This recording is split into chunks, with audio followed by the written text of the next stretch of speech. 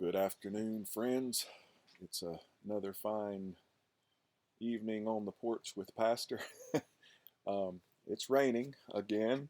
Um, we got teased earlier today because the sun came out and it got really bright and warm, and we were celebrating. I got out and did a little bit of yard work to get rid of a varmint I'm having trouble with. Uh, and I'll tell you about him on another episode of On the Porch with Pastor. But for tonight, I want to bring up a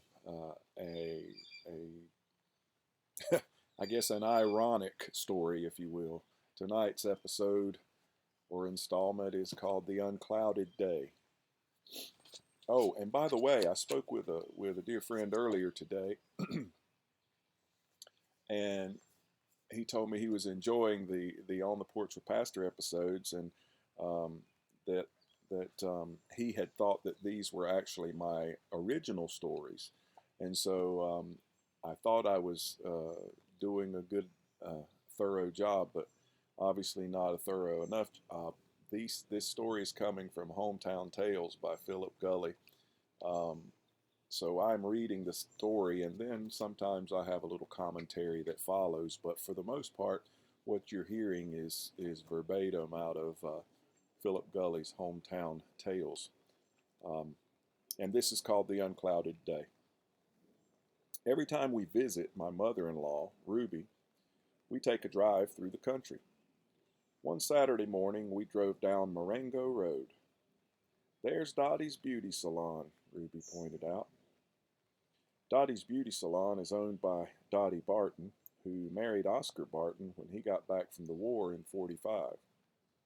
Oscar went to work at the chair factory in Paoli. Dottie went to Beauticians College in Louisville and got a license to cut hair. She set up shop in her basement. Three hair dry- I'm sorry.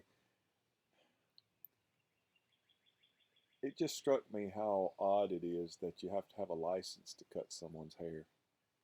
Just, oh well. She set up shop in her basement. Three hair dryers along one wall, a chair in the middle where Dottie works her magic, and another row of chairs where the ladies wait their turn. A few good housekeeping magazines, a coffee pot in the corner with a help yourself sign, and a little piece of cardboard on the wall that reads, "Haircuts, $3, which is what she charges to this day. $3. Dottie doesn't want to price herself out of business, so she makes her living down in the basement, $3 at a time. Oscar worked in town at the chair factory on a lathe, turning chair legs. He'd come home at night with sawdust in his ears, sit in his easy chair, and smoke his pipe. He and Dottie would talk about their day and watch Jeopardy. One night, Oscar started coughing.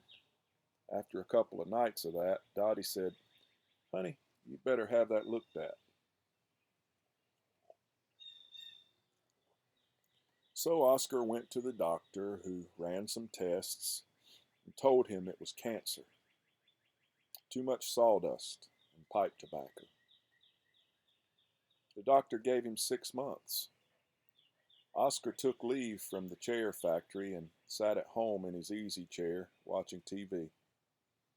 Dottie would run up from the basement between haircuts to check on him or fluff his pillow or change the channel.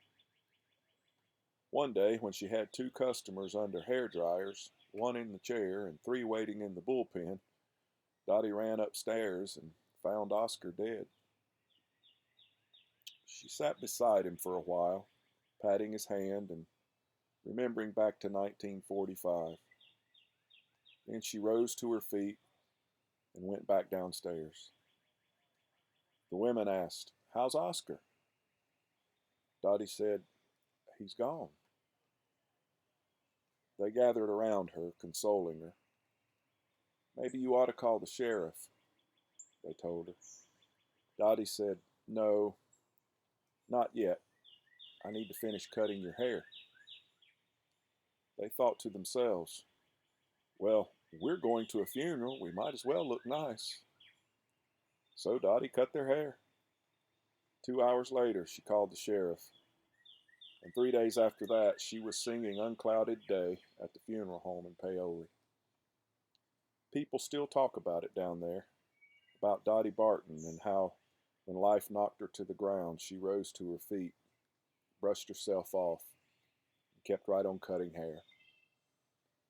She reminds me of Ruth. Ruth was a woman in the Bible who fell in love with a foreigner. They married, but he died before they could have any children. Left Ruth with a whole host of obligations, not the least of which was caring for his widowed mother, Naomi. Somewhere along the way, Ruth had learned about faithfulness, about how sometimes you have to chip away at burdens until they become blessings. So when Naomi moved back home, Ruth went along. She told her mother-in-law, "Where you lay your head, I'll lay my head." They moved to Judah, where Ruth remarried and became the great-grandmother of King David. It really happened just that way. Ruth kept going until burden became blessing, same as Dottie. That's what faithfulness does. It rises to its feet and looks to the future, to the unclouded day. And it sings of a home far away.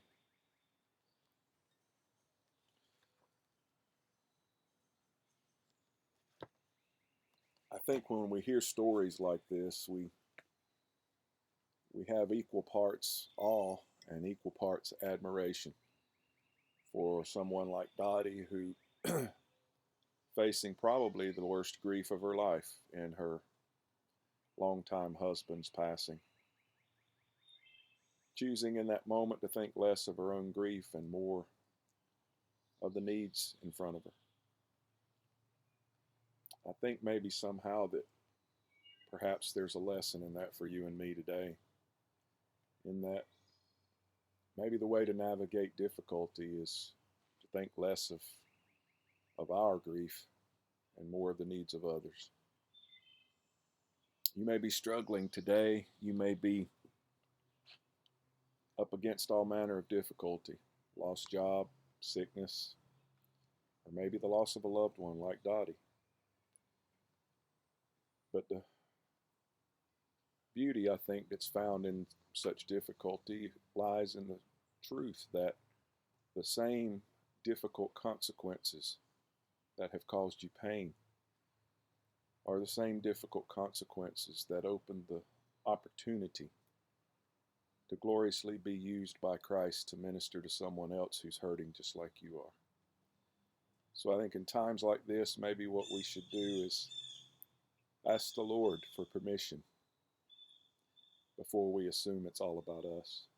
After all, Scripture says we've died and our lives are hidden with Christ in God.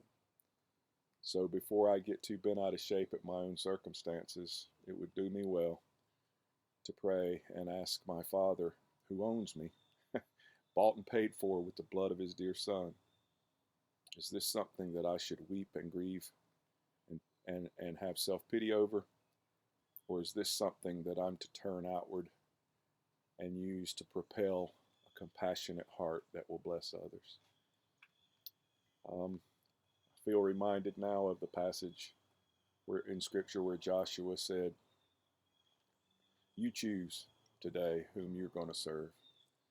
But as for me and my house, we'll serve the Lord."